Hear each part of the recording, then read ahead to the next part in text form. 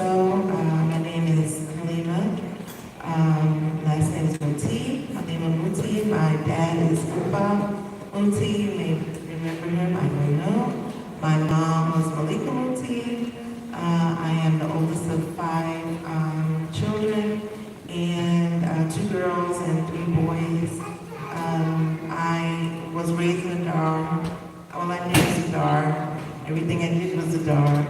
And there was nothing that has changed the concept of the Dar with regards to my life. I've not changed that because it was the Quran and it was the Sunnah. So there was no changing. The name may have changed, but we lived according to Quran, we lived according to the Sunnah, and that was it. So someone took the name and re-established something else, but the concept of the Quran and Sunnah, no one took that, not from us. And we didn't leave it, we didn't abandon it. We were raised that way, talking about my children, my siblings, myself, my parents. We just continued on with what we had already been a part of and just continued our life with that. And of course, we had our groups that had splintered. Of course, we had the ones that went with Fitrah, that's all I knew, until probably 5 years ago that I heard Muslims of America, then the Muslims of America, on and on. But we just went on from that splintering to just reestablishing ourselves with the same Quran and Sunnah. It was like it was just continuation for us, right? It was not a switch, it was not a change. We just went on, and I taught my children, and my husband and I, we taught our children Quran and Sunnah. So when I hear these stories from the brother here, when I hear other stories, this is not what I knew. This was not the brothers that are now admin, I guess they are. Those brothers, that's not what they did. When they was the guard, that's not what they did. They protected. They had businesses. I went to Madrasa to Shahidain. We did our studies. We had our Boy Scouts and Girl Scouts. We had printing presses. We had businesses. And that's what I knew. And that's what we grew up in. And that's what we continued with. So it was a natural progression to go from going to Madrasa Shahidain and then teaching at an Islamic school, going from teaching to Islamic school to trying to start Islamic school. Did that for 20 years, alhamdulillah, and then went on to just establish other Islamic institutions just around. It was just a natural progression. There was no stopping. There was no, I guess there was no kink in the chain. It was just always the same thing. You're about Allah, you're about the Prophet of Islam, and you just went on from there. So these stories, they really touch my heart as it just does not sound like what I knew. It did not sound like what these brothers, and it's amazing. And, but it was systematic. It was, Allah knows best. It's just His qadr, and you have to, after you go and analyze, you come back to the fact that it's the qadr of Allah. And whatever happened, and it's just now you have to grow from this. You have to be able to step out and say, it's time.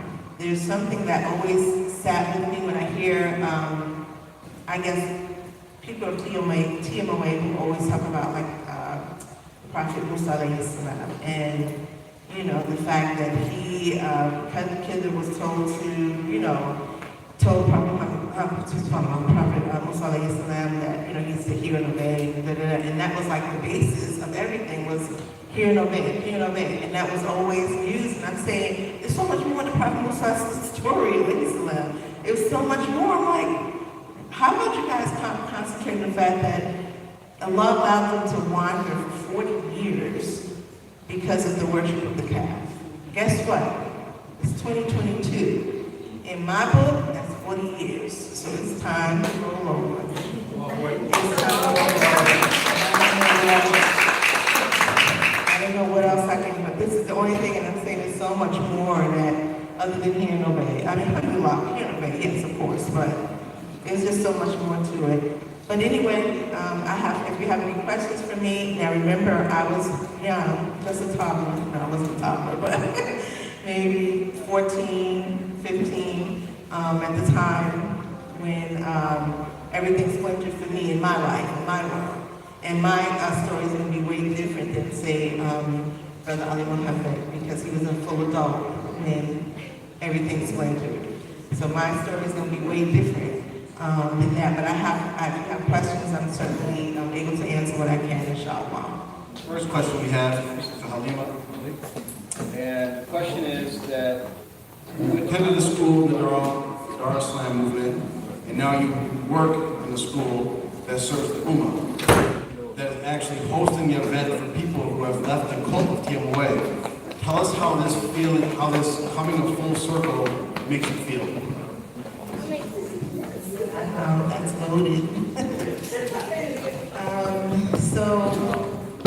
Gosh, that's a lot.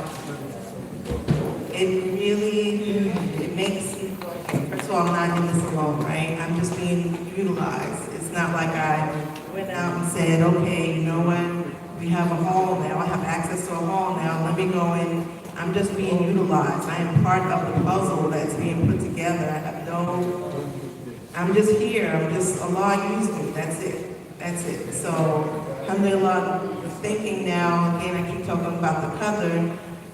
It is what it is. It does have a little tingly feeling like, oh my goodness, you know, what I learned when I was 12 and 13, you know, I lived my life, and now I'm at a point where I can actually make a difference. And again, when I think about the administration, when I think about my friends, when I think about the younger ones that were right behind us, I just say, please, I just want you to come back to the Sunnah, come back to the Quran, and it's like that's the overwhelming feeling. It's just, I just want to be part of that process, not for any, you know, good job, Halima, it means nothing to me. All that I would beg for is that those who were doing what I saw them doing back when they were doing it, and we're starting to do that now, because this is not who you are. It's not who you are. But anyway, I am feeling really tingly.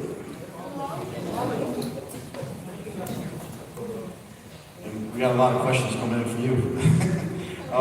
So the next question is, what was your experience with the teachers in the Shahidain Islamic School before the split and then after the split kind of happened? All right, let's load it again. All right, so before the split, I mean, we had algebra, we had English, we had history, we had science, we went on field trips. We were on our radio stations doing little, I guess it was like question and answer, or I don't know how we categorize it, but we would be against another public school, and we would be doing that on radio stations. I mean, this is what we did. And I've patterned everything that I've done since then on that same model of engagement. Moving forward, I expect you to be concise with your words. I expect you to know your math. I expect you to, this is the way it's always been. After the split,